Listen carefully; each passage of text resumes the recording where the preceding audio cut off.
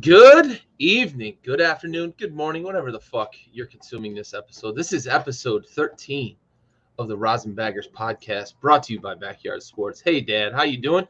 Thanks for tuning in again. I've got Ty with me. How you doing, bud? Doing really well. Running on about 3 hours of sleep. I'm not gonna lie. We've been making some back and forth trips. Little 2 hour road trip from my home to Omaha, the home of the College World Series, and have made several trips out there over the course of this past weekend, and even the 6 o'clock game last night with Arkansas and Auburn in the elimination game. It has been absolutely everything that everybody has ever talked about the College World Series.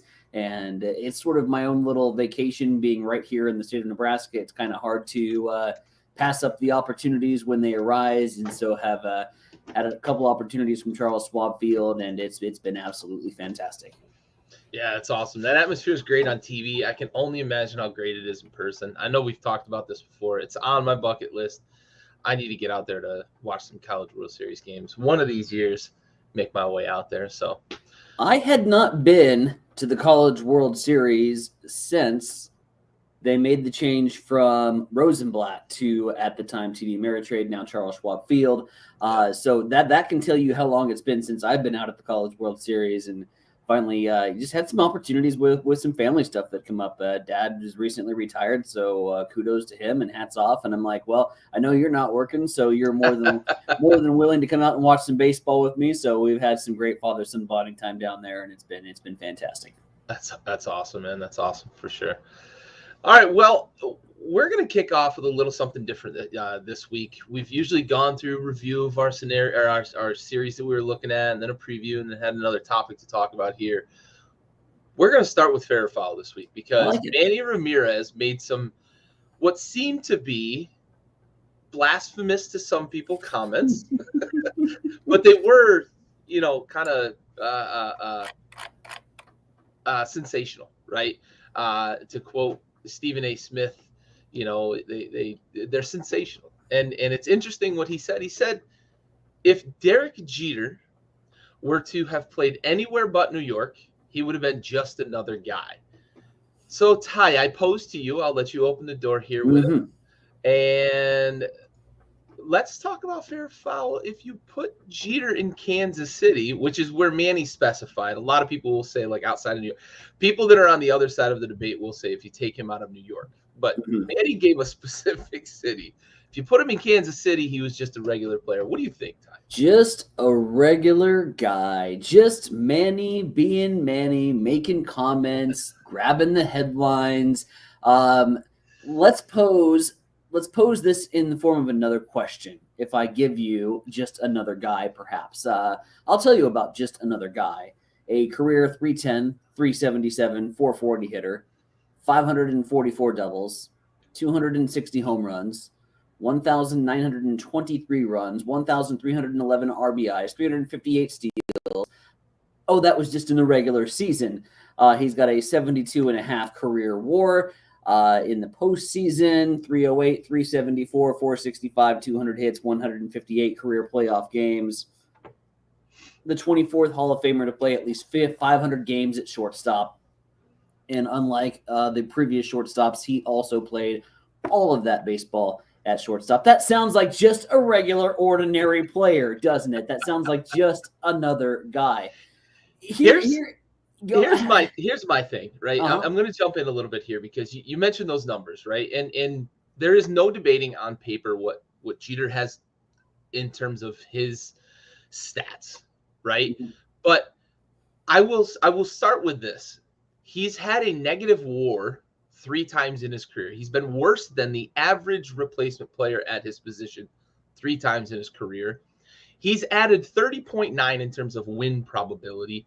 It's been negative 6 times, about a third of his career. He's played in, you mentioned his playoff stats, 33 series in his playoff career.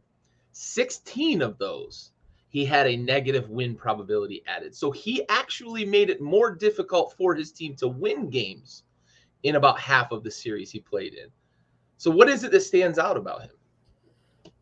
163 games, the equivalent of a major league season, played in the postseason. well, what stands out about him to me is, I mean, you can go through and you can have your flashbacks that go into your mind. From the memorable flip play to diving into the stands to the, in third base to a leadoff home run in the 2000 World Series to 2 World Series MVPs.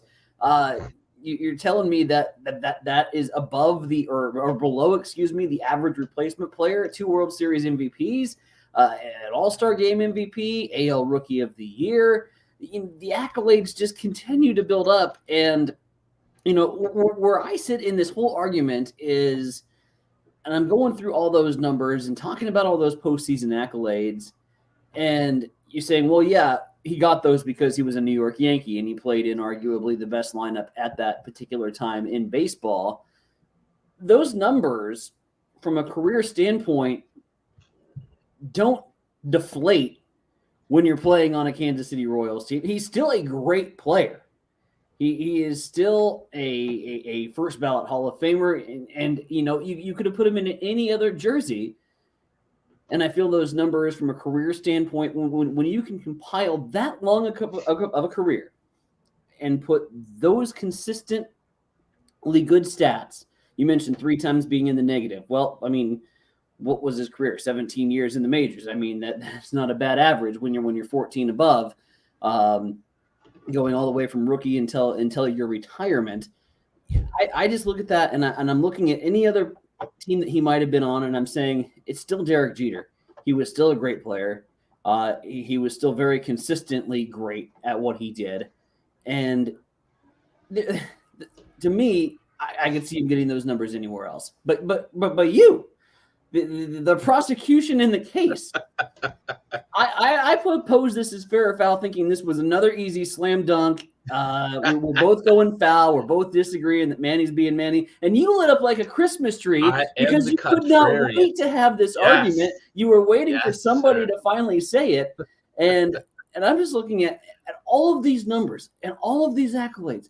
And I'm putting this all together. And I'm saying, how in the world would he not have got that on any other lineup? I'm as curious as the general public, and I will sit back and let you make your case, put him in a Royals jersey, and tell me those numbers go down.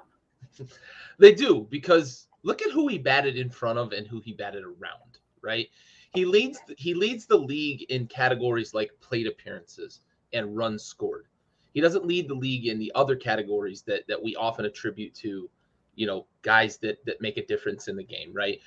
He batted in front of like Bernie Williams several times. He batted in front of Jorge Posada and, other guys that rotated through that lineup. Even A-Rod batted behind him at times. So he never, ever had to face the opposing pitcher's best stuff. You put him in another situation, in another lineup elsewhere. One, he's not scoring as many runs as he did, which is what everybody talks about with him. He's on the base paths, making things happen. But also, he doesn't have the opportunity to face the vanilla pitching that he always faced. You talk about his iconic moments. He's a guy that has a ton of iconic moments, for sure.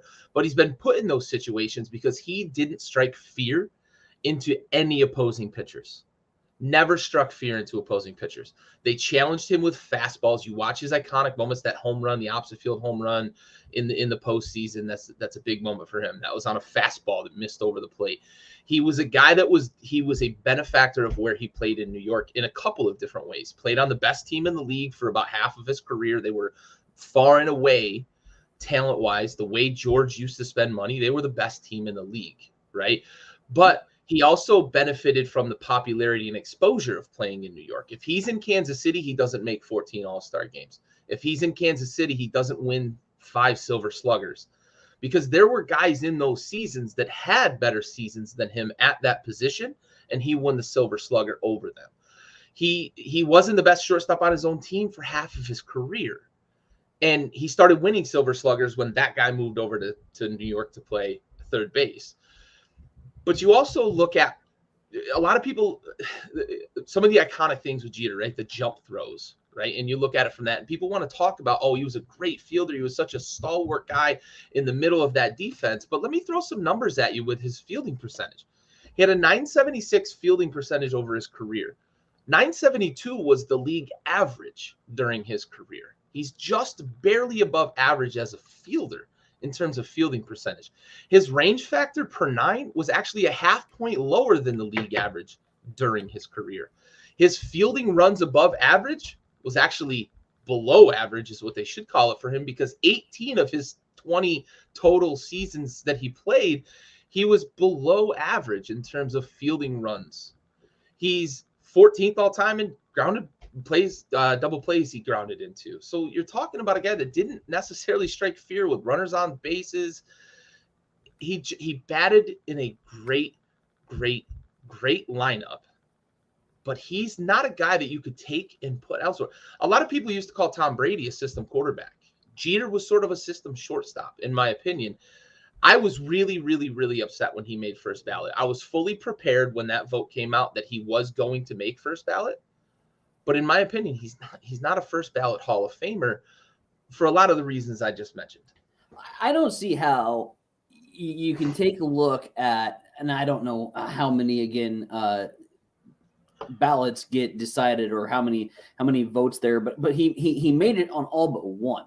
And you're telling me that all of these baseball writers that get together that make this decision, all but one had the idea, well, if you put him on another team, he's just a regular player.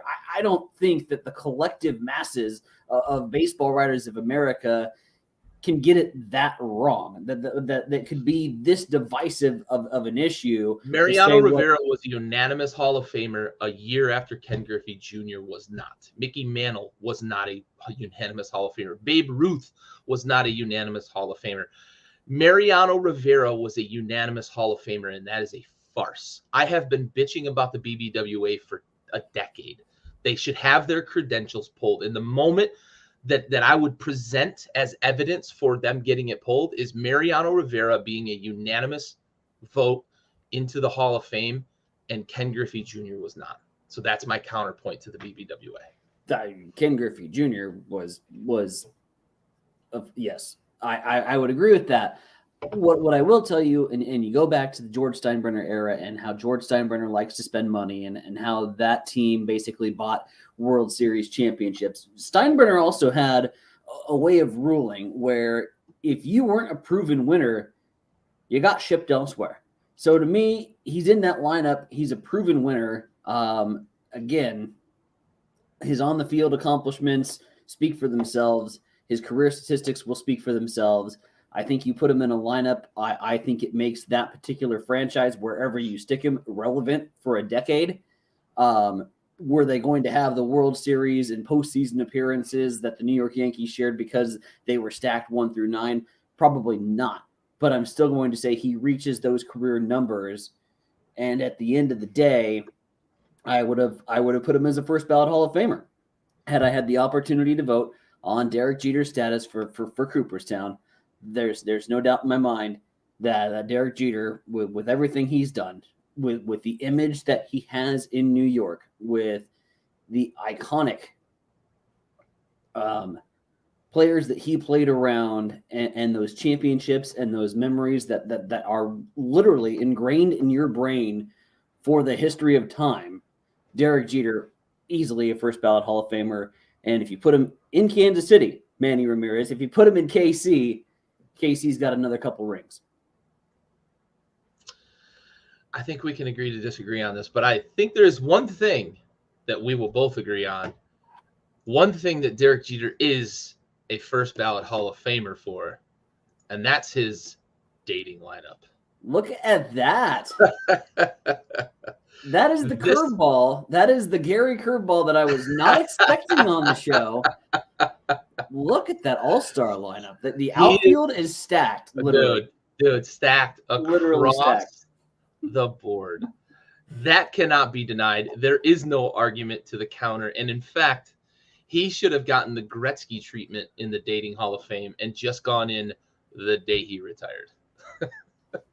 I would make one switch, and Tyra Banks would be pitching because I think she's just intimidating as hell. Oh, tall, yeah. And if she's on the mound, I am a little bit looser in the batter's box, so to speak. I'm bailing out there a few times. That's for sure. Tyra pitches. Other than that, that's a perfect dating lineup.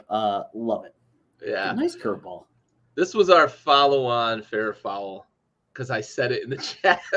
And Stove snuck it in for us. But for me, he gets a lot of that treatment because he's a good guy. I think it's clear that we disagree on that fair or foul, but I just think his good guy status, the way he was with the media, the way he was with, in public, he was always the calculated guy. He's like a Tom Brady in that aspect. You never see him make a misstep in the public eye, not like Manny, who has many, many, many times, not just with this statement about Jeter, but I think his good guy status helped a lot.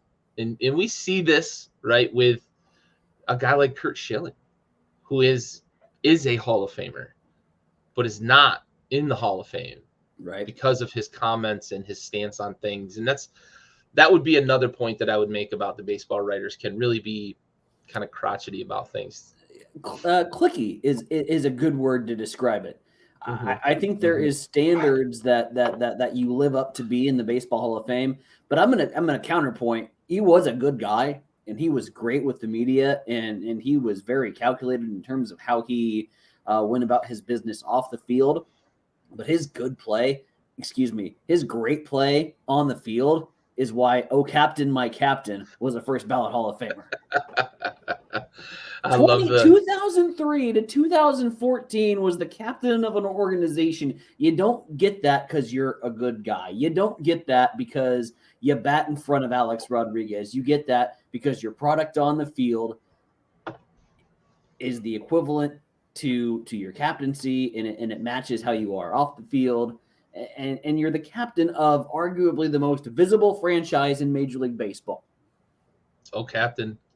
Captain, my captain, Derek Jeter, first ballot Hall of Famer. Team Jeter over here. Team Manny over Team there. Hater over here. Team Hater. All right, last quick fair or foul here, then we'll get to our series review and preview. This year's College World Series is one of the better fields of teams in recent years, despite not having the number 1 overall seed. I'm going to agree with this. I'm going to say fair because it's been a lot of entertaining baseball, and you mentioned it in the chat. No lead is safe in this College World Series. No, we had an 8-0 game yesterday, and I'm sitting here thinking to myself, I've seen leads like this get evaporated in regional competition. Don't start popping corks now. I will say this is the better field of teams in terms of 1 through 64. I will say from the regionals to the super regional competition to where we are at right now with the final 4 teams, there have been no easy outs. 1 through 64 has been extremely competitive baseball. And I think that's one of the reasons that you're seeing the offensive output that we've seen is these teams just have zero quit. And that's what I love most maybe about watching the college game. Is we're sitting in the 9th inning and it's an 11-1 game, and Auburn's making pitching changes. They're making strategical moves. They're not waving the white flag. They are in it until the very last 27th out, and I don't think you see that in Major League Baseball, especially in the stretch of a 163-game season.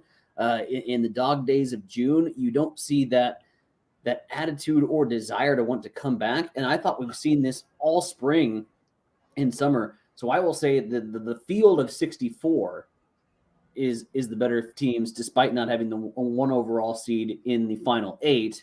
The entire field has been fun to watch. Yeah, I like the way you put that. The whole field. Regionals was great watching a lot of those matchups, and then super regionals. We had some big dogs get knocked off. What was it? 4 out of the top 10, I think, got knocked out. Yeah, 3 out of the top 4. Yeah. 3 out of the top 4, yeah. And then, it's crazy. Just a crazy super regional for sure. And Omaha's been fun, too. And you've been able to be there firsthand. All about when you can get hot at the right time. And, there's another beach ball. God, they're so much fun. And it's all in left field, too. Halo microwave. Absolutely. Yeah, it's always out there in left field. It's like they want to – they're making them run, making them work. Love it. Love it. All right, so let's move into our series review from last week. And you were looking at Yankees and the Rays. What'd you take away from this series? Well, the takeaway is still ongoing.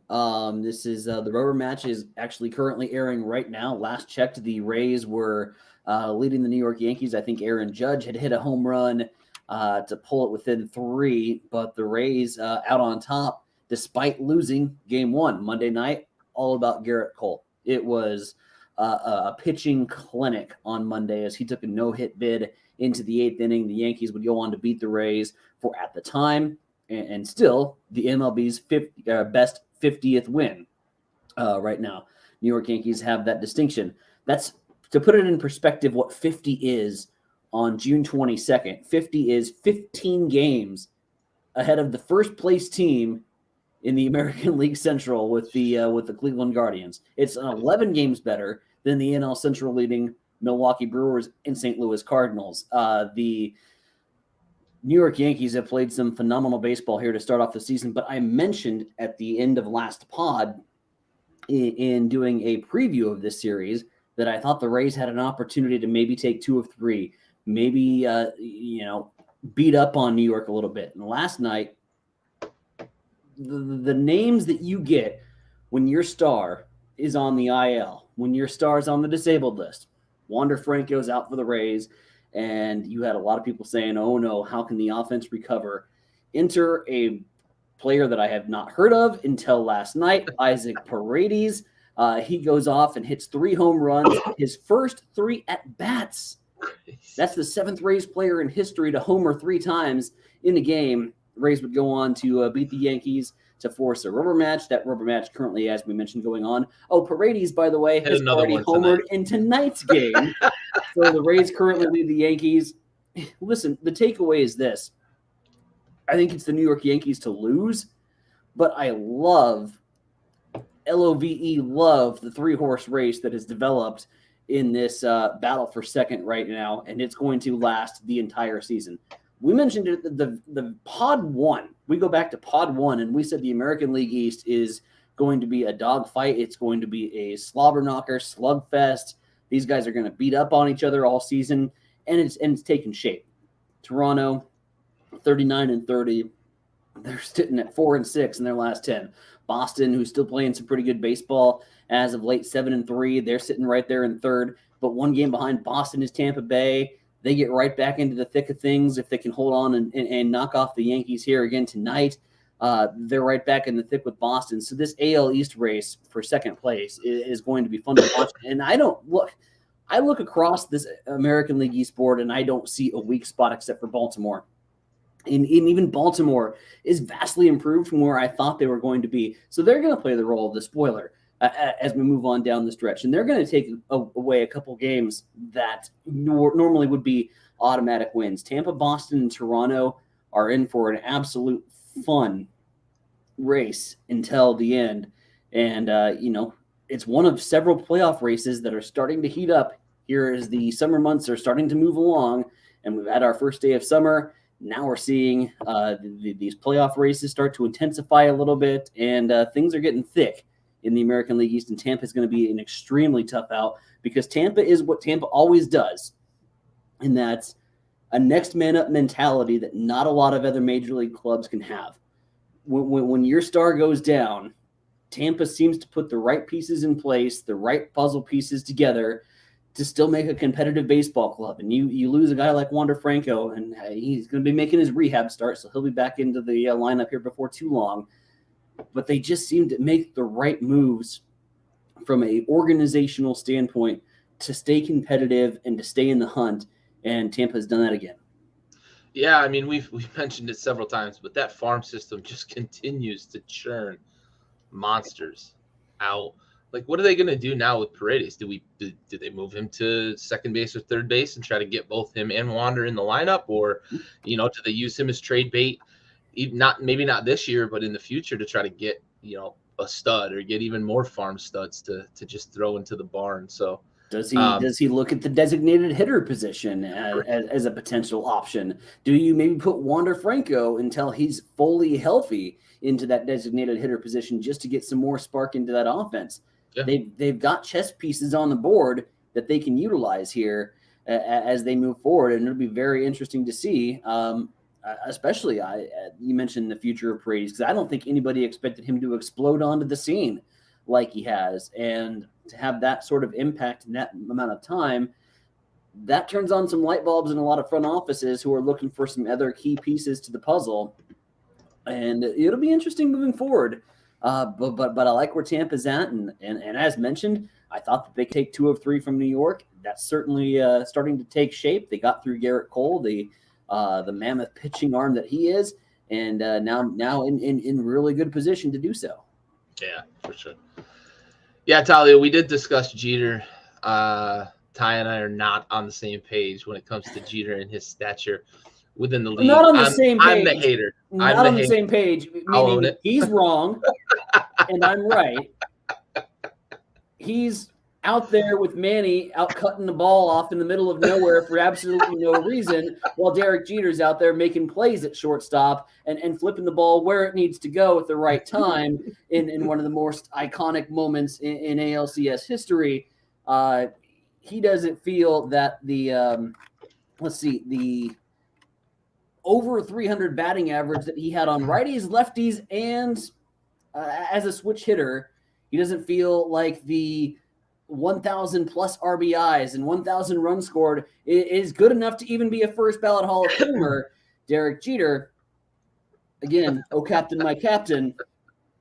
There's the wrong way to think about baseball. There's the right way to think about baseball. I don't call it being on the same page or not being on the same page. I call it being right and being wrong, and Gary's wrong. That's fair. That's fair. My dad asks a good question because we have talked about what that pitching staff is doing in New York. Do they have the best pitching staff in the American League?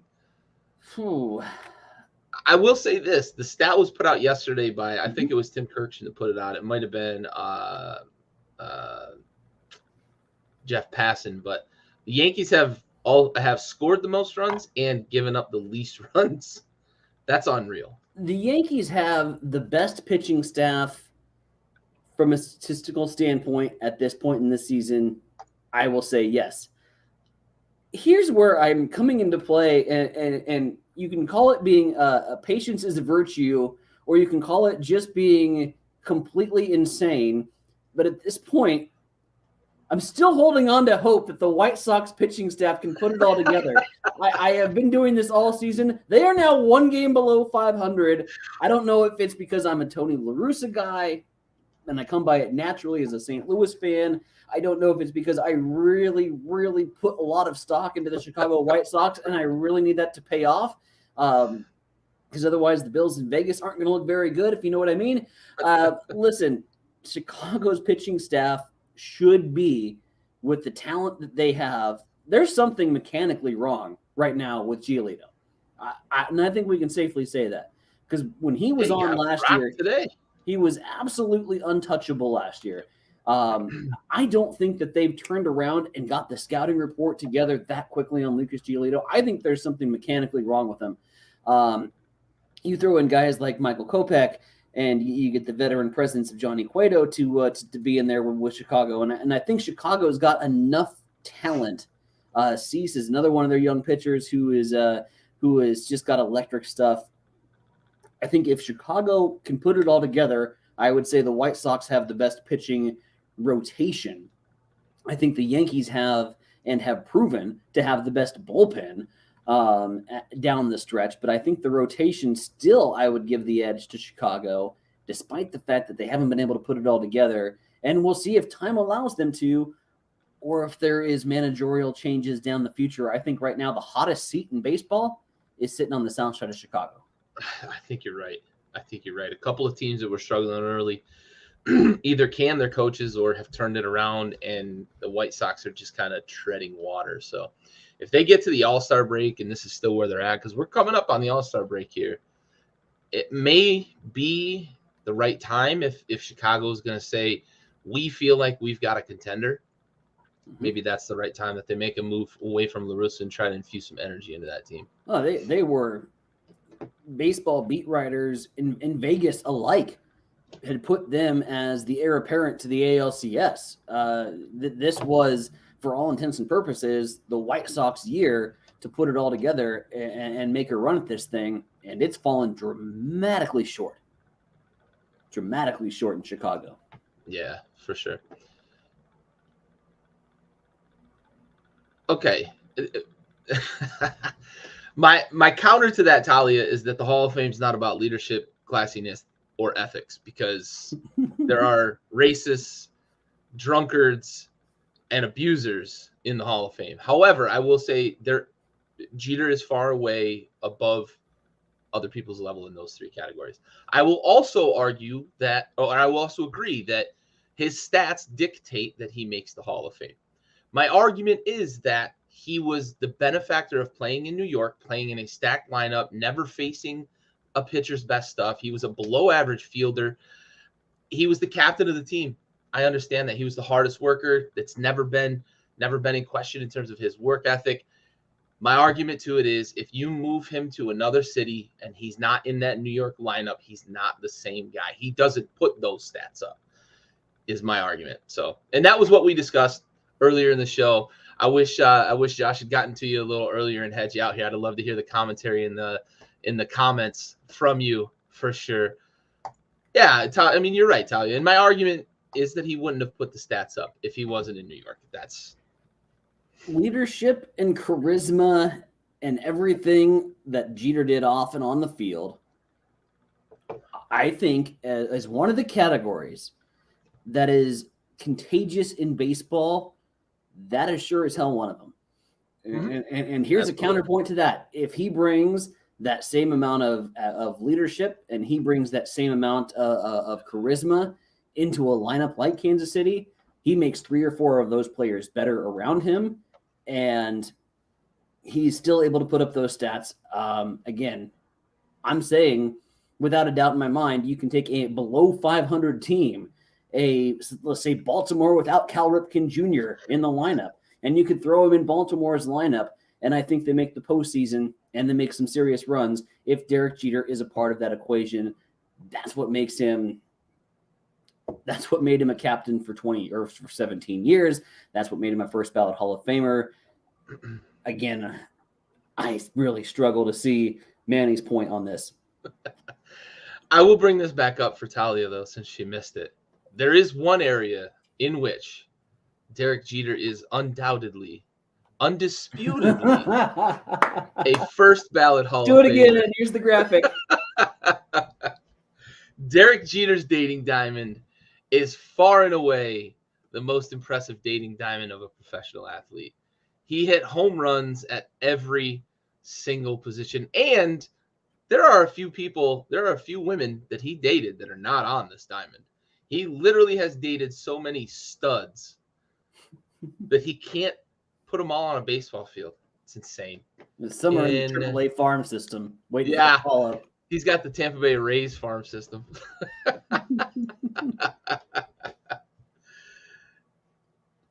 Yeah, for sure. And it's a different era. Absolutely. He was classy. There's no denying that. Absolutely. It's 2-1. You lost the argument. I lost. I got low microwave and Ty beating me up over it. All right, so let's look back at our Week 12 review, and I don't have much to review because while this is a matchup of two good teams who are chasing really good teams, the Mets are playing phenomenal baseball, the Dodgers and Padres are playing phenomenal baseball in the NL West. I previewed this as kind of the chase series, and Stove, who I wish was here with us and could boast a little bit here, his Cubbies stopped the Braves at 14 games. So we are not chasing 26 in the National League with this series with the Giants. And to boot, the Giants, the Braves and Giants have split the series 1-1, and the Giants were up last. I knew 2-1, so they may take the series here, but that's what I was looking at for this series. It wasn't about the matchup, even though it is a matchup of good teams. I was selfishly hoping we were going to be chasing 20 with this series and looking at possibly what are we going to do to get to 26 if we're the Braves. So I don't have a lot to say about this series. You were playing it out, hoping that you'd have the bold prediction that would come through. You failed to take into account the RosinBaggers pod curse, which is a very legit thing. We've already pointed to Lucas Giolito's statistical numbers. He, of course, was my AL Cy Young prediction winner. That has not been farther from the truth. We've got a balancing act of Coors Light on heads right now at the World Series. That's impressive. Absolutely. Did not try that. Awesome. It's way too expensive to get a beer at the College World Series to try to bounce it on your head to lose it. I mean, we're not making that kind of party foul. I don't make that kind of money. The curse is real. I knew it the minute that you made the Braves and the Giants your preview series, or your series to review last week. To preview last week, that this was going to be the curse, that they were probably going to lose to the Cubs and not even make it close to 20. The curse strikes again. It's a real deal. It is real. All right, so let's move on to looking at this week, and got a couple of good series here, and you're actually going to preview those Braves against the Dodgers. What are you looking forward to in this series, other than it being a matchup of two teams that are near the top of their division? Gosh dang it, you took the words right out of my mouth, Meatloaf. This is one of those series that a couple things I'm looking for from the Atlanta perspective. First of all, Ronald Acuna is playing all-star baseball. We're going to talk a little bit more about the all-star ballots coming up, and we both made very interesting plays in the outfield when it comes to the John Q. Public and what their all-star ballot looks like. Ronald Acuna is playing all-star baseball right now. He's got to have a positive WAR rating within the last 14 games because they're just winning baseball games, and he's a big reason for that for the Atlanta Braves. What I'm also looking for in the Atlanta Braves is I want to see this middle infield, which has kind of taken a little bit of a shift recently. Ozzie Albies going on the disabled list, and he's a big key focal point in that offensive lineup. So I want to see, what's the role of Dansby Swanson in the middle of the lineup? How's he shifting over? How's he playing defensively with a new guy at 2B? Riley has been absolutely raking. He hits the most towering shots that you can imagine. The offense has been fun. I want to see, can the starting rotation get through this Dodgers lineup? Now, obviously, it's a Mookie-less Dodgers lineup at the moment, and I think that has been a key contributor to where the Dodgers have been sputtering a little bit.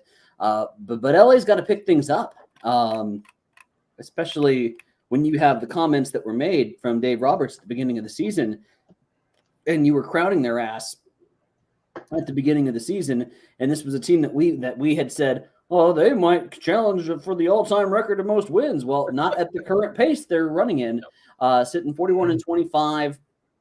Now a half game back of a Fernando Tatis Jr.-less San Diego Padres. That is only going to improve. The Giants have proved, regardless of where their lineup is at, that you can't count them out. So LA is in a big scenario where they got to win some ball games here. You got to chasing Atlanta as they continue to hunt down and now have fully in their sights the New York Mets. So yes, standings-wise, this game is extremely sexy. That's why it jumped out on the page. But there are some key focal points that I want to see within Atlanta, just in terms of how do they respond to some of their injuries. We've got two key players that are going to be missing some time here, with Mookie for the Dodgers and with Ozzie for the Atlanta Braves. So who steps up? Who is our Isaac Paredes going to be of the series? Who steps up into the spotlight when their name is called? Is it a guy like Gavin Lux? A utility player that has played all over the diamond. I think he is due, and that's a baseball term that we all know. A guy is due, and I think Gavin Lux is kind of due for a couple hot weeks here at the plate, really starting to turn things around a little bit in terms of his mechanics. I think he's got some things sorted out.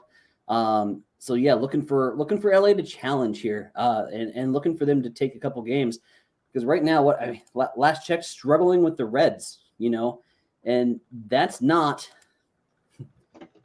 a World Series contender, a team that struggles with the Reds in the middle of June, when their lineup, even without Mookie Betts, even without some of their key players in there, their backups should be better than Cincinnati starters at current, and that's a series you got to have, or that's a game you got to have. So this is a series that I think really it weighs heavier on the Dodgers in terms of the long run, because you're 500 ball right now in your last 10 games, and just like winning is contagious, the losing lingers around that locker room, and they got to shake it right now. If you're LA, if you want to get back to being that rolling out the red carpet and getting your World Series, they got to shake the current run of play they're on. So yeah, this is this is a very sexy weekend series. It'll be Friday, Saturday, Sunday affair, and Sunday night game, of course, on ESPN. So should be plenty of good baseball here in this series to keep an eye on.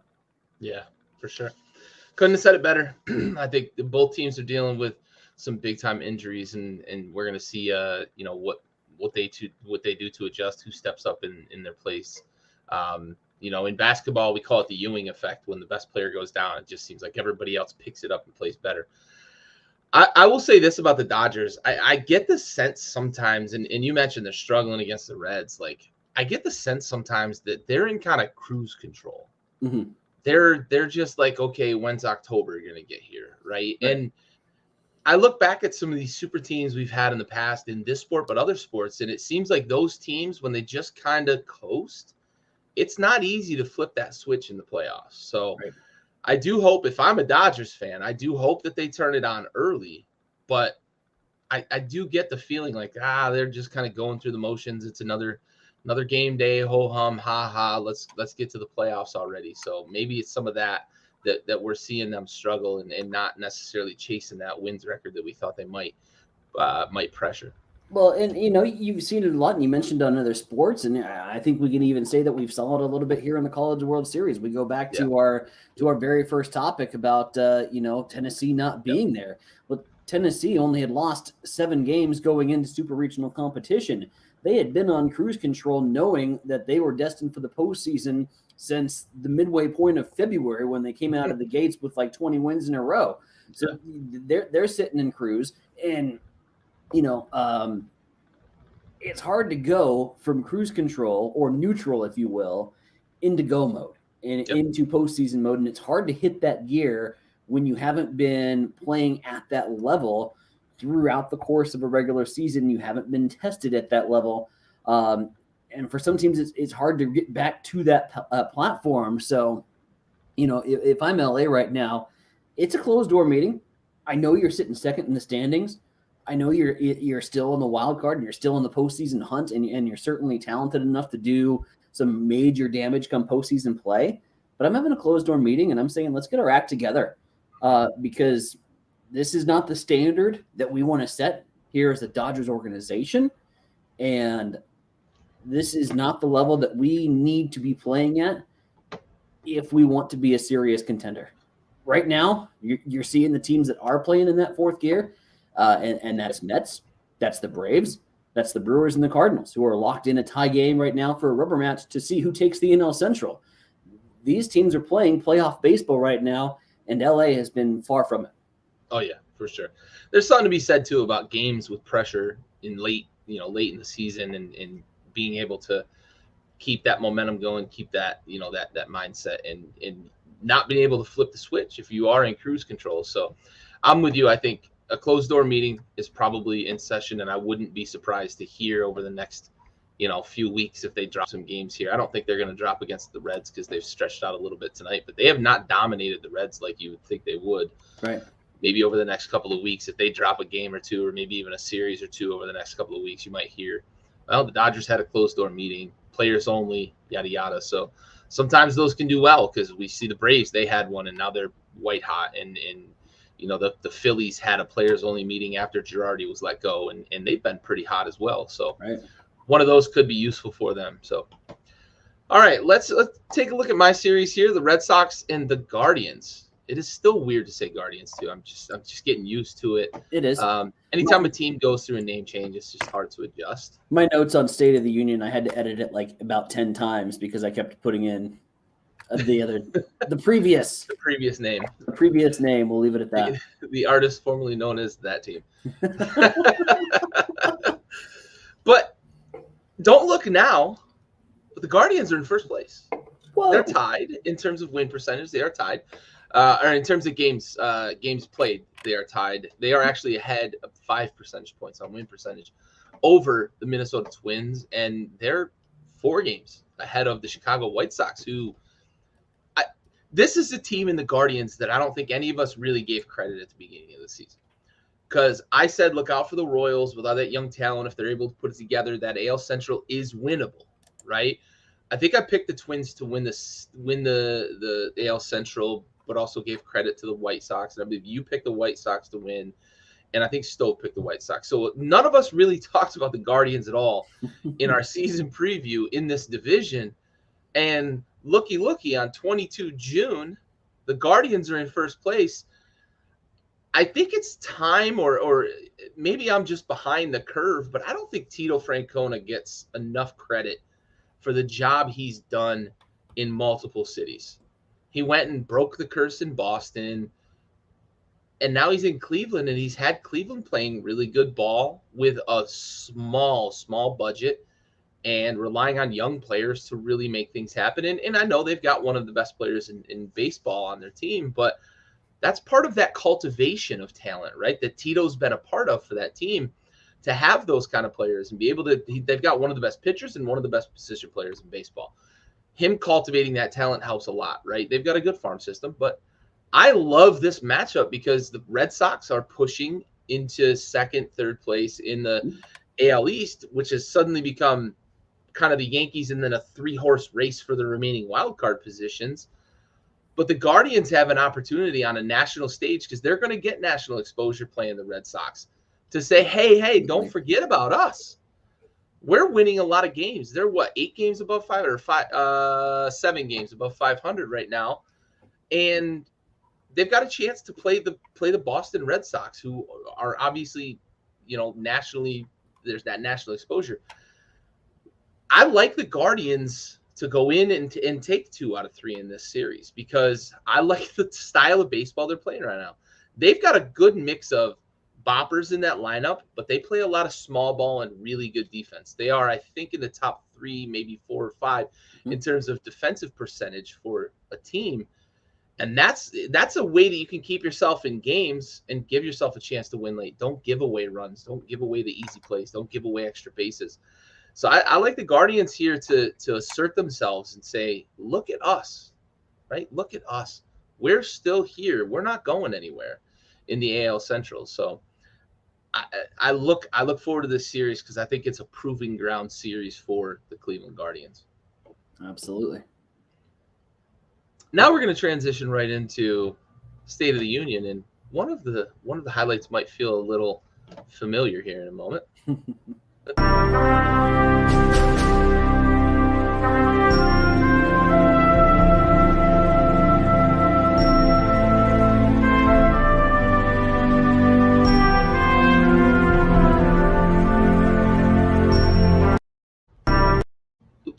So, in full transparency, I was tossed up between 2 series here, and I ended up leaning the way I did because Ty selected a team for the State of the Union that was highlighted in that series, and that's the Cleveland Guardians. And I love the Bridge Guardian.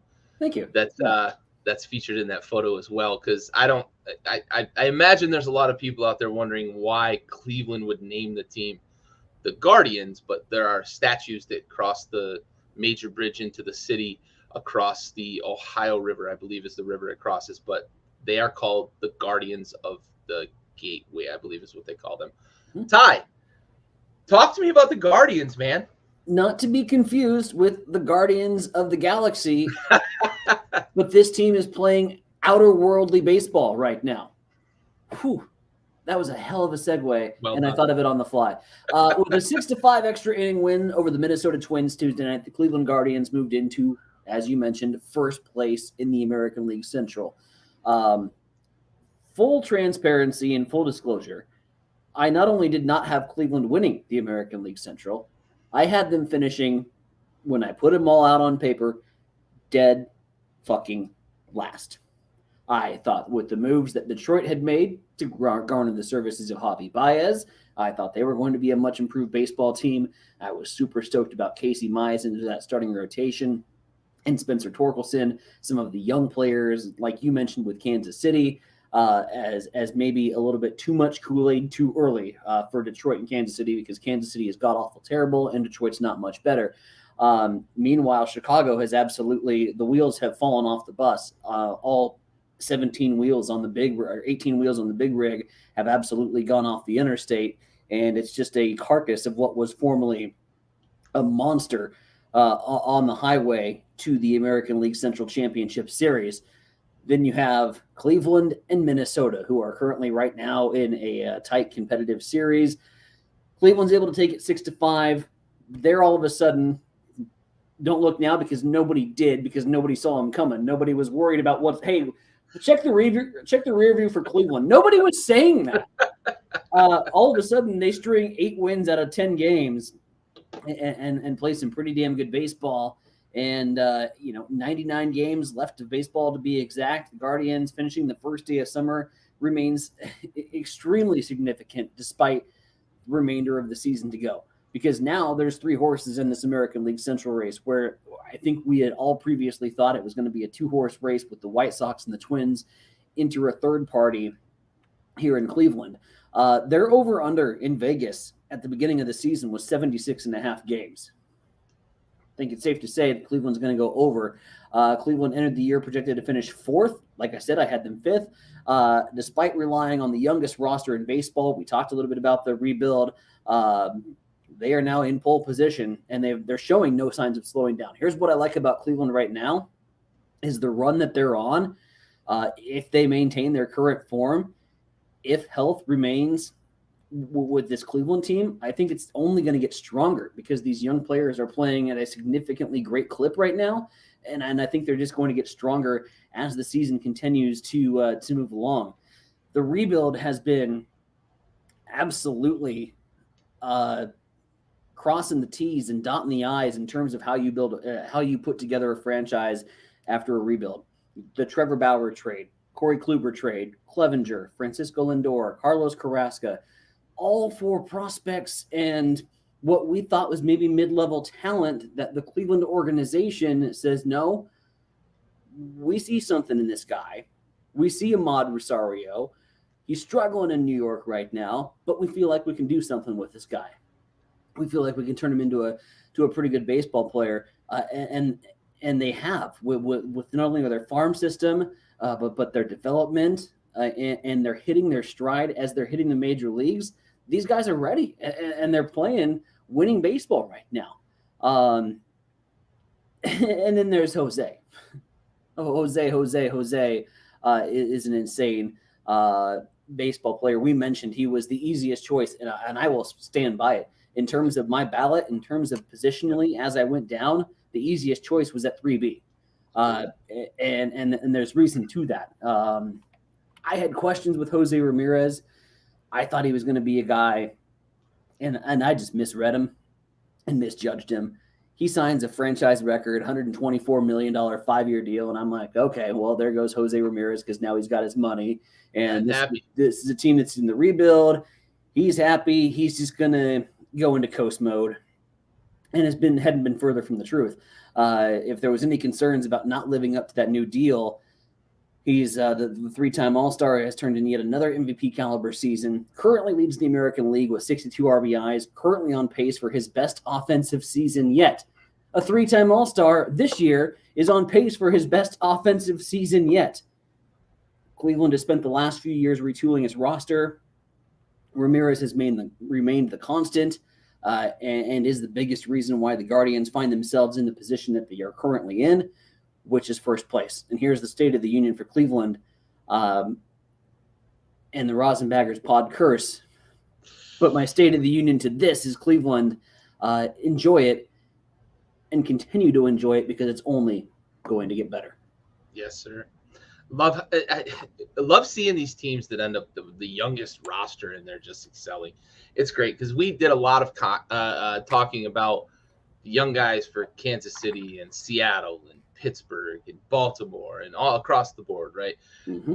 None of us talked about Cleveland again, right? We didn't talk about them with the AL Central, and we didn't talk about how good that farm system is. And you mentioned the Lindor trade. What did they see in Ahmed Rosario that got, that sent the feelers up? He's been tremendous for them. And they just continue to turn talent, which isn't something that historically for Cleveland has been a strong suit. But I mentioned when Tito came over, things kind of shifted there.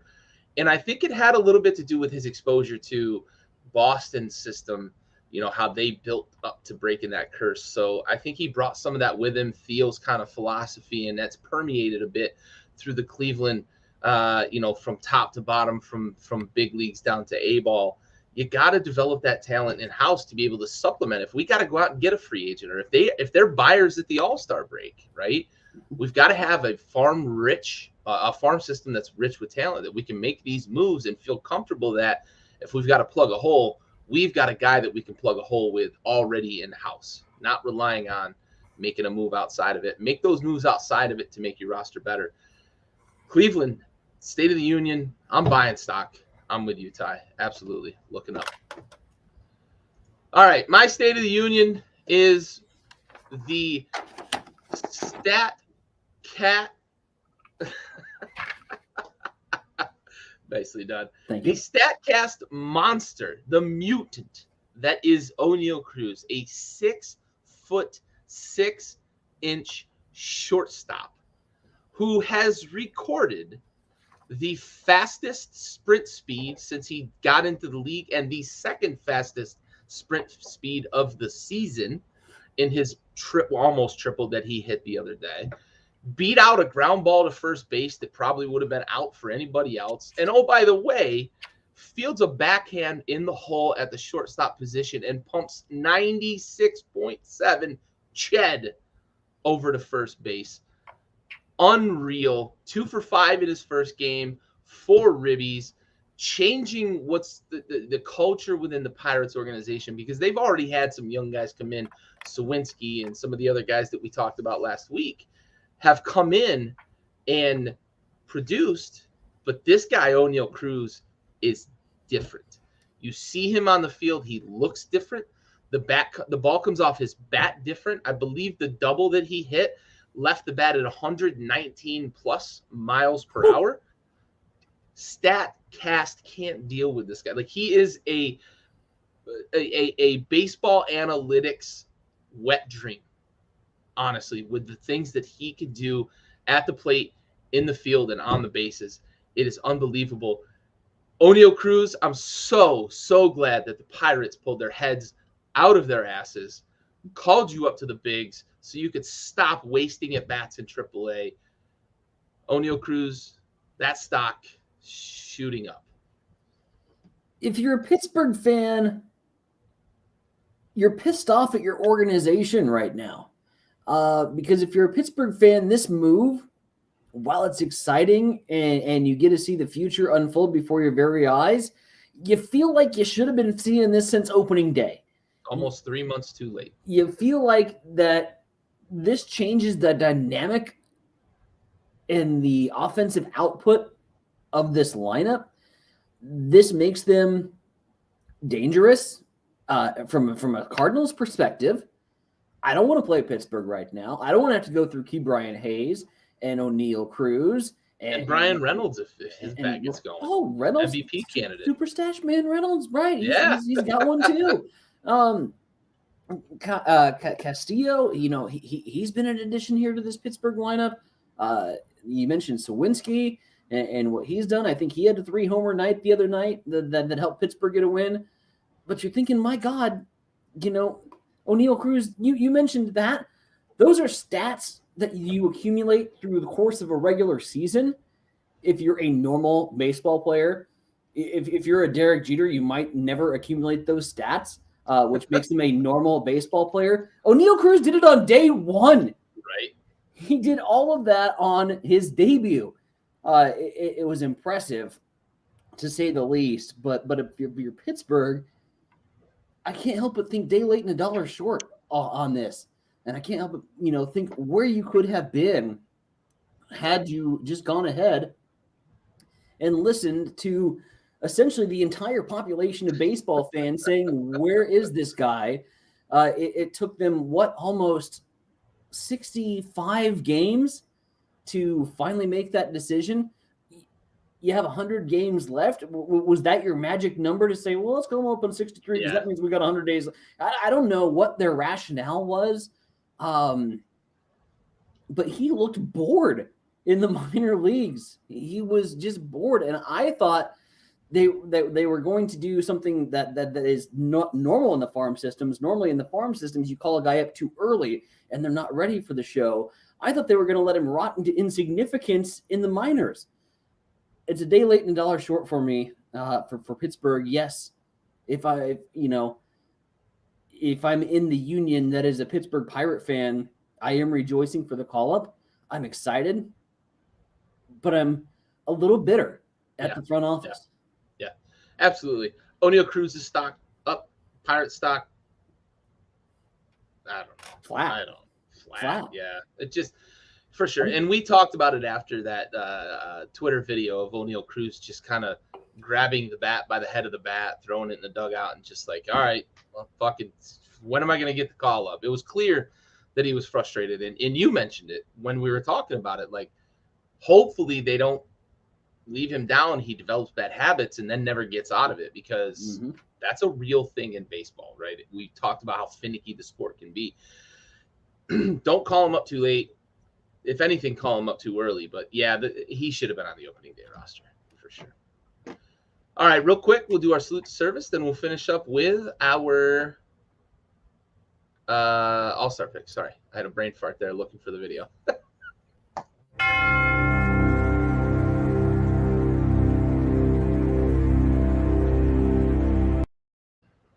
All right, tonight's episode goes out to Air Force Lieutenant Colonel James C. Willis, who died June 26th, 2021, almost exactly 1 year ago. He was found dead at 7:30 a.m. at Aludid Air Base, Qatar. He was part of the Air Force Red Squadron. He was from Albuquerque, New Mexico. He was part of the 150th Special Operations Wing, working out of what we call the Theater Southwest Asia, working at Aludid in Qatar. James Willis, this episode goes out to you. We have the watch.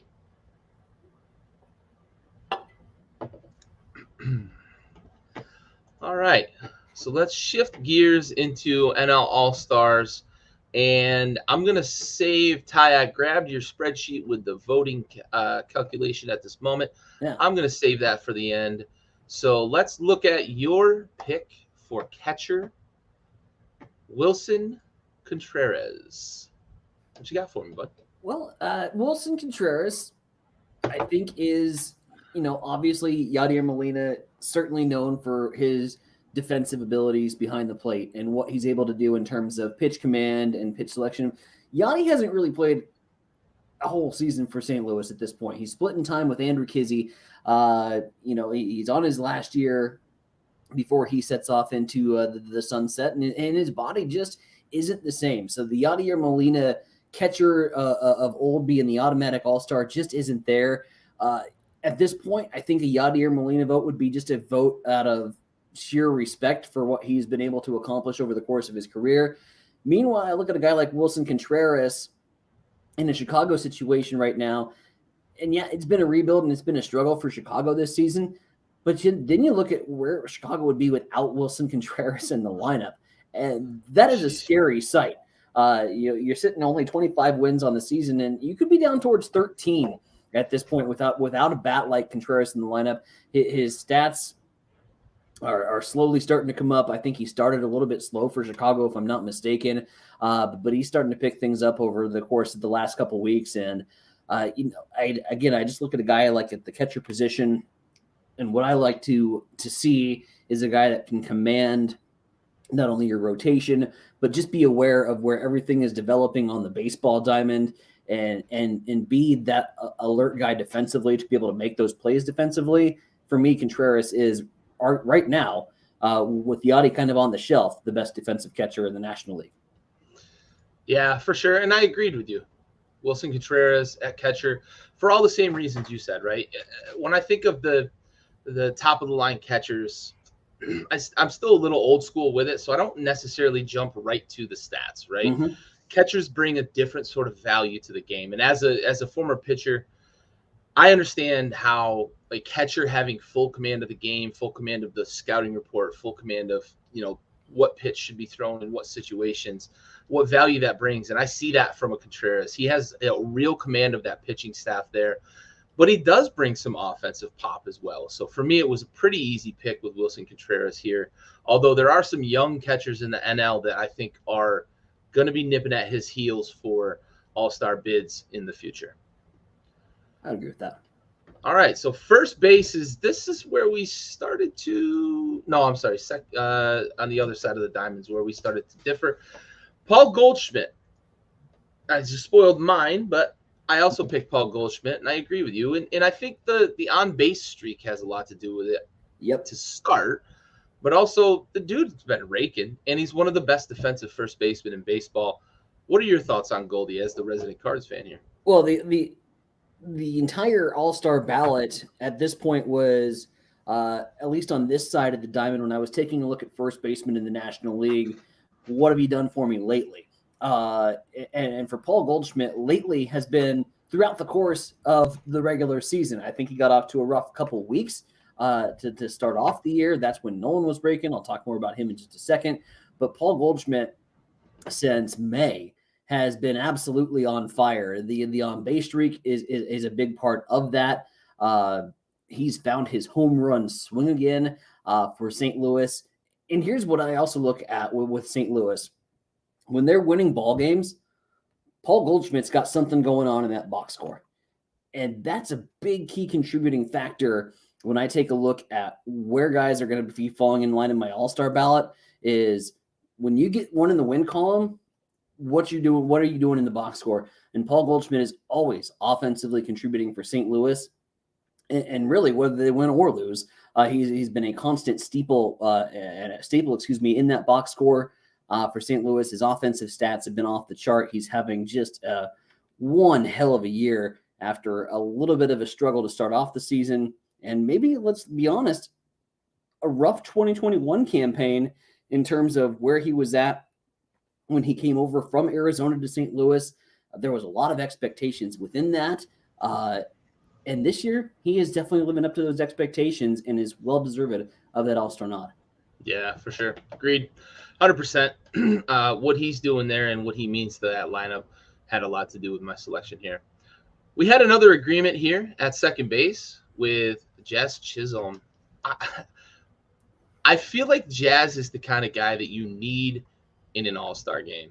Mm-hmm. When I think of all-star games, I don't think of like, we're going to go out here, we're going to roll the ball out, we're going to play a baseball game. And I mean this for every sport. Make it fun, make it entertaining. And who the fuck is more entertaining than Jazz Chisholm right now? The Euro steps on the home run trot. The dude is he's lightning in a bottle. The way he plays with flair in the field, the way he approaches his at-bats at the plate. Like, I don't think there's anybody in baseball, right? And there's some really fun guys to watch. Tatis and Acuna and what they do there in Atlanta with that whole middle infield and all of the Latin American connection, all of that. But Jazz Chisholm, man, is so fucking fun to watch. And I feel like he's a guy you have to have in an all-star game. He's got that Hollywood persona, star power about him. And that's exactly what you mentioned. I don't think Jazz Chisholm is leading in terms of a statistical category for a second baseman in the National League. Not one statistical category does he hold the lead in, but I'm looking at that and I'm going through some of the leaders in the stats, and I'm like, I don't want to see him over Jazz. I don't want to see him over Jazz. Jazz has, by far and away, and you hit the nail right on the head. You're talking about the electricity and the amount of energy that he brings into a ballpark. And there was no other choice for me at second base. Jazz. Yeah, I'm on Team Jazz, by the way. Love his style. Absolutely. I don't know if he's gonna hang around Miami for too much longer. I can't see it. I see him going second baseman, or I see him going to a big market. I do. Yeah.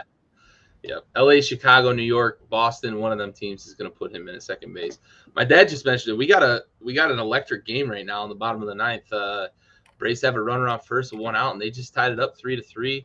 San Fran got a little bit of insurance in the top of the ninth, and the Braves have come back notch two to tie that game up. So we got good huge series drama. going there. Yeah, huge drama in Omaha, by the way. Oh yeah, what's going on in Omaha right now? Ole Miss down one, bases loaded, 2 outs. Closer pitching, and I believe it's a fresh count. I'll keep monitoring. Nice. Let's move on to the corner. Yeah, for sure. I don't have that stream up right now, but appreciate the updates for sure. Yeah. All right, so looking at third base, you had Nolan Arenado here, and it's not hard to defend him, but I'm going to ask you to defend your pick here. Because this is where we start disagreeing a little bit on positions. Here's my defense. He's a St. Louis Cardinal.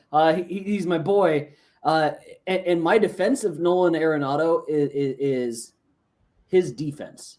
My defense of him is his defensive ability. He is a special kind of talent at the hot corner.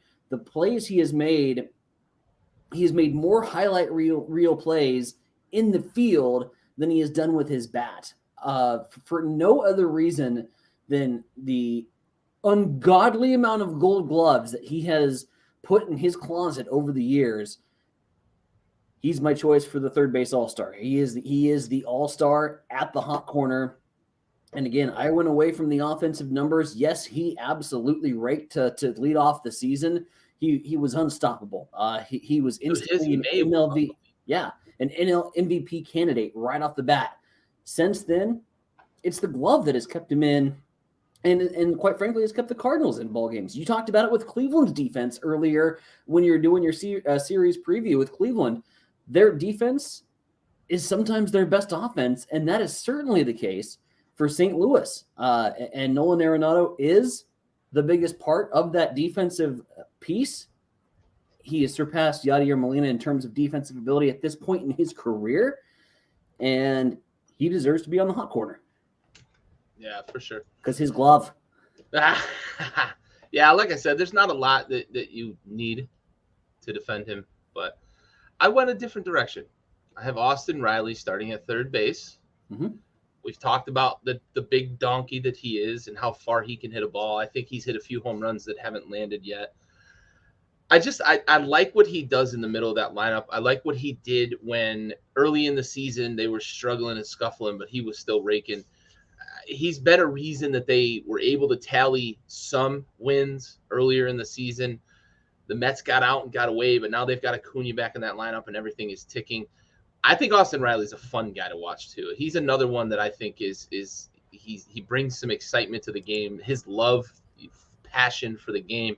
He reminds me a bit of guys like Freddie Freeman and Chipper Jones. You know, they're in Atlanta, of guys who just really love the game of baseball and bring a different kind of energy to the game. So for me, it's Austin Riley at third base. Arkansas, by the way, has eliminated Ole Miss. Check that. Arkansas was facing elimination. They staved off elimination. They'll play Ole Miss again tomorrow. Ole Miss falling tonight to Arkansas 3-2.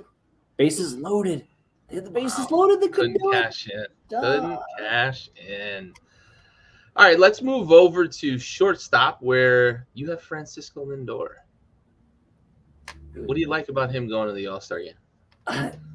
It goes back to kind of the Goldie. I think Francisco Lindor is the hottest shortstop at current in terms of what he has done in offensive production.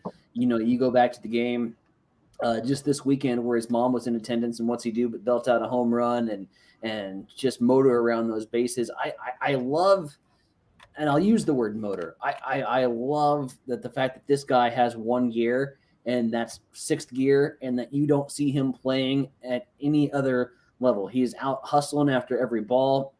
He's getting dirty on every single play in the diamond or at the batter's box. You know, he's the kind of guy that's going to dive headlong into first if it means making a play. He's just an all-around offensive threat. And again, it's his recent offensive stretch that has put him into this position. But again, and this goes back to kind of the argument that you make with Jose Ramirez. I'm running through the shortstops in the National League, and maybe apart from your choice, which I was kind of 50-50 on, more 60-40 towards Francisco Lindor, just because I just love watching him play baseball. But there's not a lot of shortstops out in the league that can produce numbers like Francisco Lindor has. So Francisco's my choice, and it's the eye test. And you're going to come up with another one, I think, here in just a second. But for Francisco Lindor, for me, it's watching his on-the-field energy, hustle, and everything that he brings, all the intangibles that I want in an all-star. Yeah, for sure. Yeah, and you mentioned that it was sort of like it was Lindor. I gave him consideration. It was my pick here in a moment, and then it was sort of everybody else because the gap between these two and the rest of the field in the NL, it's not like the AL where there's a lot of good players at shortstop. I look at it, and for almost the exact same reasons you said, and almost the exact opposite reason I chose Jazz, I like Trey Turner at shortstop because when I watch him play, he reminds me of guys who are so gifted and make things look so easy. And it's so fun sometimes to watch guys that it looks effortless. Like Trey Turner is, before O'Neal Cruz joined the league, was the fastest guy in baseball. Like Billy Hamilton aside, who gets his pinch running. But Trey Turner constantly was churning out the fastest sprint speeds in baseball. And he doesn't look like he's trying to run. Like he's just gliding and striding. And his fluidity in the field reminds me of some of the great shortstops that played the game.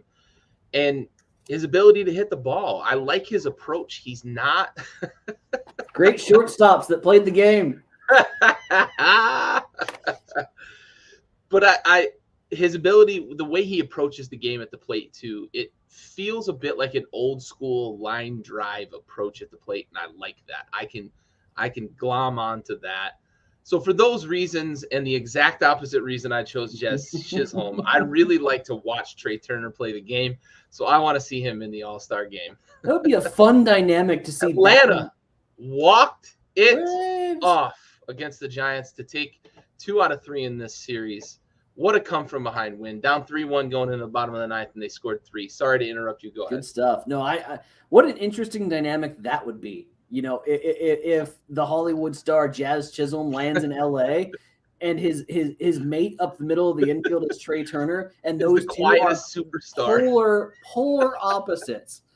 It would be Jekyll and Hyde, and it would be entertaining baseball. Absolutely. For that reason alone, I kind of want to see Jazz Chisholm as a Dodger. I mean, Seager left. They've got an empty spot at second base, right? I mean, they've sort of filled it, but I'm sure they could use Jazz Chisholm's services. I think you could find a way to implement him in your roster. Yeah, a guy that good for sure. All right, let's move into the outfield. And this is where I mentioned we've got the voting numbers, and you mentioned that America is voting a certain way, and we went a different way. So if you're out there and you've been paying attention to the numbers, you may see a discrepancy in Ty's picks and my picks and America's picks. But Ty, let's start with you. Go around the outfield for me. You got Schwartz, you got Soto, and you got Charlie Blackmon. What put those 3 on the ballot for you? Well, for Kyle Schwarber, it's the continued resurrection of a career, dude, and it's been so phenomenal to watch. And for me, that gets rewarded in a situation like this where I'm picking all-stars. And there's a plethora. There are so many great NL outfielders out there that this was honestly like an extremely tough decision. Kyle Schwarber, for me, the resurrection of the career, what he's been able to do at the plate, solely puts that as getting the nod, getting the tip of the cap. You're like, go celebrate an all-star game because you have absolutely turned what I thought was a sinking ship around, and you've salvaged it, and you've made it work in Philly, and he deserves the nod for that. The other 2 picks are kind of like the hard luck loser. Like, I feel really bad you're on a shitty team, but I think you're a really damn good player, and I think you deserve a little recognition for that. Juan Soto, his numbers aren't where they have been in the past. He's not like the threat this year that he has been in past years, but I feel like there's a lot to that, and I feel like what I mentioned earlier, just like winning is contagious, losing baseball can just drain a player, and I think you see in that fatigue in Juan Soto of just tired as hell of carrying the team on his back night in and night out, and we talked a little bit about this last week on the pod. I think that's what we're seeing from Juan Soto. I think when you can get him in an environment where he's got guys around him and it's not just we were focusing solely on Juan Soto and let's get that out and move on.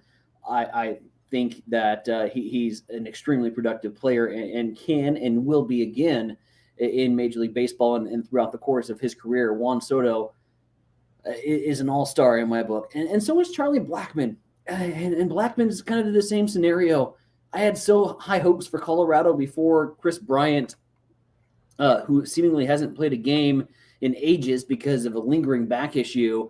I thought he added so much and bolstered so much to that lineup. CJ Cron rakes and just hits bombs.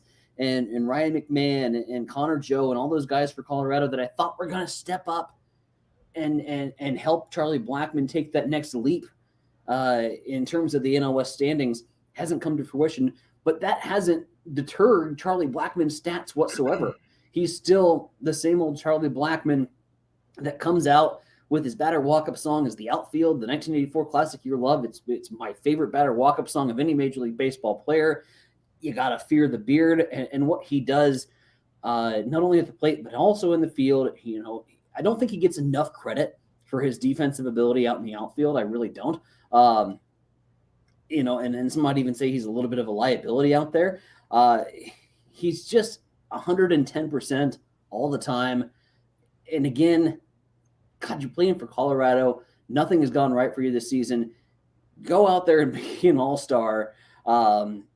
Because like I mentioned with Wilson Contreras and like I'll mention with Juan Soto and Charlie Blackmon, teams with 25 and 30 wins respectively right now don't have 25 and 30 wins, and they're in deep shit without the services of a guy like Juan Soto or a Charlie Blackmon. They get the nod for even getting the team to where they're at right now. Yeah, for sure. All right, I have Jock Peterson. I also have Charlie Blackmon, and I have Mookie Betts, who likely won't play in the All-Star game, depending on how quickly that cracked rib heals. But he is deserving of the nod, and I made this list before he cracked his ribs. Mm-hmm. I think he broke actually in the game Monday night. I hadn't seen the news yet, so in my defense, the RosinBaggers pod curse. Of course. Anyway, Jock Peterson. You talk about reviving a career. Mm-hmm. He was a guy who was unbelievable for the Dodgers for about 2 years, and then really struggled and kind of was relegated to pinch hitting duties and platoon duties in the outfield. Then he ends up in Atlanta, where gets off to a slow start, but he was pretty integral to that World Series run last year. Yep. He wasn't a guy that was night in, night out producing big hits over and over and over again, in every at bat, but he had some really crucial hits in that postseason run, some big hits and some big spots. He's really turned it around this year. I think he's second in the NL in home runs. I think he's fourth in RBIs, and he's got a good batting average this year, which is something that Jock Peterson has not had in a long time. And he got a standing ovation in Atlanta when he came back to Atlanta, for San Francisco. So that they appreciate what he did for them last year. And he's carried that, whatever momentum you can carry over from a season to a season, he has carried that from the postseason last year to the regular season this year. Mookie, I don't know that there's a lot to really say about Mookie, considering he's one of the handful of best players in all of baseball. What he does in a roster that is so loaded, he's the motor that moves that car. And I think we see that in the way that they're struggling with the Reds, that when he's out of that lineup, they're a different lineup and they've got to figure it out. And they're playing a really bad Reds team that has allowed them kind of the luxury of figuring it out. But they're going to face the Braves here starting tomorrow. They start a series with the Braves. And you mentioned that series. And that's going to be a real litmus test for this Mookie-less Dodgers team, and an opportunity for the Braves to maybe get a team while it's wounded. So for me, Mookie's in, but obviously with the broken rib, he will not be playing. And then we're going to finish with that's yours. I'm going to finish up here with the DH spot. I picked Bryce Harper. You picked Bryce Harper. There it is. I don't know that there is another choice in the NL. Is there? God, you took the line out of my mouth again. I was just going to say, call me the Cincinnati Reds GM, because where else are you going to go when you take a look at the DH in the National League? For me, the AL choice was clear with Yordan Alvarez. I still feel like there is a handful of National League teams that haven't quite grasped how to put the designated hitter position into a weapon that you can utilize. And I still think that they're kind of mixing and matching and struggling to find that type of player that fits into that DH role. And as I'm looking at the designated hitter positions in the National League, I'm saying there's nobody else that's putting out the offensive statistics that Bryce Harper is, or B, anybody more deserved. And when you take a look, just name recognition alone, you're going down that list and you're thinking all-stars and who am I going to have represent the National League? And if you pick anybody over Bryce Harper, I'm going to say that you're like Manny Ramirez and calling Derek Jeter not a first ballot Hall of Famer. Full circle. We go full circle on the show. Bryce Harper is the clear choice here, and it's for the reason that you just said. Where else are you going to go? Yeah, for sure. I look at it too, and I don't at all want to try to come across as I'm knocking Bryce Harper, the defensive player, because he's a really, really good defensive player. 100%. He can play several positions. I mean, he was drafted as a catcher. They were talking about moving him to third base, and then they moved him to the outfield because they figured his wheels, his arm, he'd be good out there. They also had Anthony Rendon in the farm system there in Washington that they wanted to keep at third base. They had Ryan Zimmerman, who was playing third base and maybe transitioning to first base eventually. Bryce Harper ended up in the outfield and was a really, really good defensive outfielder. And he went to Philly and was a really, really good defensive outfielder his first couple seasons there. Now the DH comes to the NL, and we mentioned that mentality that you need as a DH when we were talking about Yordan Alvarez last week, and we were talking about how the NL hasn't figured out how to weaponize that position yet. The Phillies didn't have to figure it out because they had a guy in-house already who has a bulldog mentality to every single at-bat, and he will crush bad pitching. You make a mistake to Bryce Harper, he will crush it. Now you're going to tell that guy for 162 games, all you have to do is focus on hitting the ball, and this is what we get. We get a clear-cut all-star selection for the National League, Bryce Harper as DH. You put it perfectly. As the Cincinnati Reds owner said, where else you going to go? All right. We've covered quite a few topics tonight. I want to open the floor. Ty, what sort of closing comments you got for us? We'll get to two quick things and then one little tug on the heartstrings before we let you go here tonight. First of all, tip of the cap to Austin Hayes, outfielder for the Baltimore Orioles.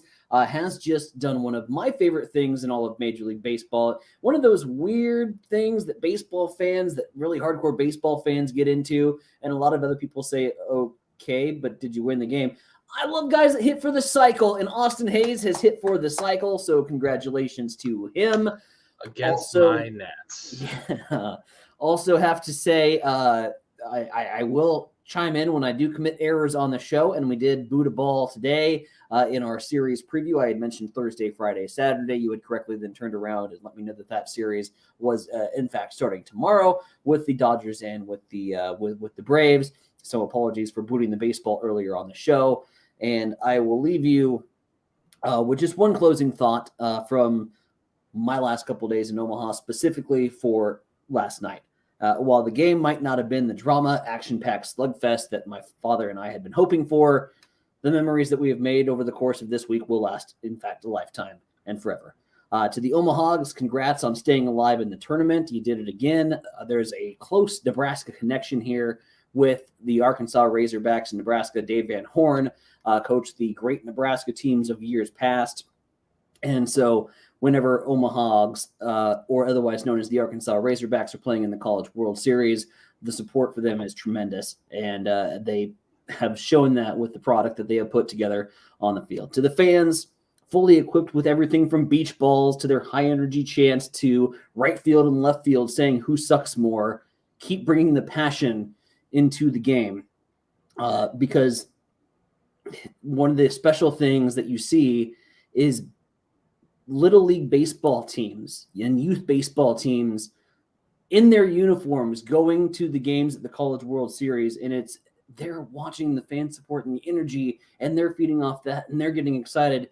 And as I like to say, we are recruiting fans for life when we go to those baseball games and those stadiums, and we bring that energy and passion. So continue to do that. To the people of Omaha and the baseball world as a whole, never forget how special this place is. And to my dad, thanks for helping me cross an item off my baseball bucket list. I'm ready for a nap. I've got nothing to follow that up with. Well said. Well put. Good job tugging on the heartstrings. This has been episode 13 of the RosinBaggers podcast. We are out.